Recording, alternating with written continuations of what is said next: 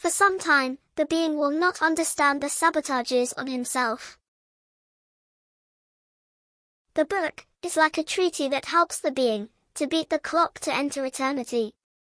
Beating the clock is beating oneself and the traps of time that are in feelings and sensations. The text helps to find and maintain the fire in the right place that feeds, because, out of place, it burns destructively. The book dissects concepts and transforms them into understandings through the exposition of etymology and opposites. It reminds that losing time, or getting lost in time, gives victory to time. The book replaces the complex with the simple, by offering the return to the natural gaze that never strays from the being, even when in manifestation.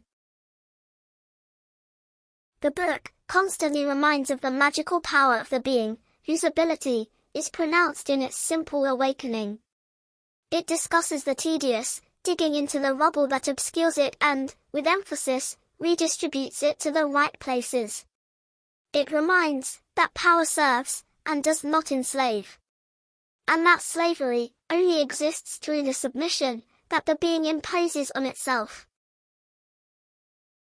To serve, therefore, is to be the holder and master of the power that serves, and never submissive to power, or any of its parts. Understanding the purchasing power teaches the being not to acquire the offers of the intelligence of fallacies, which sell a comfortable, bearable, and seemingly understandable daily life. Sufficiency is in the toolset that accompanies the being from its origin. The book opens the door to this toolset.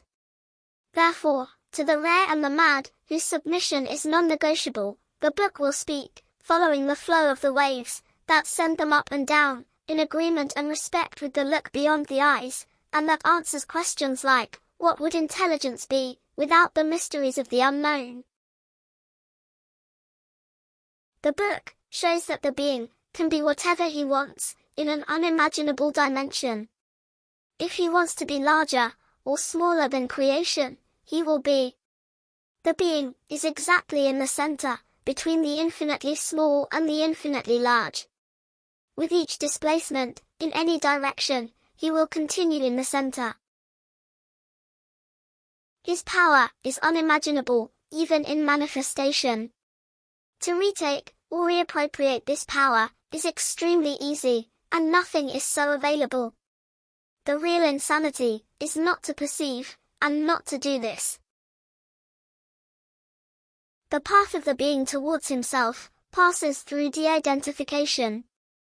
If the being identifies with a body, an image, or a name, that is how he will be seen and understood by the components of the environment, and by himself. In the conventional world, science is not only important, it is fundamental, as it underpins the conventional world. The book does not treat it only as such, but also gives it the amplitude and placement in the right places, and in agreement with its limits, in this eagerness to discover, not only the functioning, but the reason for being of things, beings, and relationships. The search for similarity, or equality, brings the greatest risk of segregation that exists. The book has immense affection and vibrates, in an unimaginable proximity, with scholars, regardless of their field, because they are constantly challenged by their ability to face what knowledge offers. It is scholars who are closest to the manipulation and subordination of intelligence. The search to understand what the senses bring, amplifies these senses, and delivers their essence, which communes with understanding. The senses, even the dormant ones, can be awakened, amplified, domesticated, and reclassified. However, this has no importance or necessity, if they operate in aid of the transformation of the being, without mystifications. The probing that is behind the available devices brings the reality that is incomprehensible to the logic that justifies the devices. This reality, dissociated from understanding, creates fantasy. Fantasy and reality are divided by a very thin thread, And it is the honest observation of a silent being that solves this division.